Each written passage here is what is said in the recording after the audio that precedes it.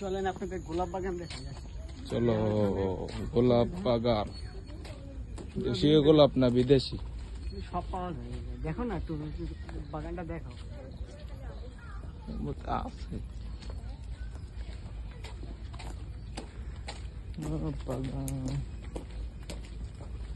ভালো পরিচিত পরিবেশ নিষেধ। আশা পুরোই ব্যর্থ। বাগান আর দেখানো হলো না। বাগান আর দেখানো হলো না।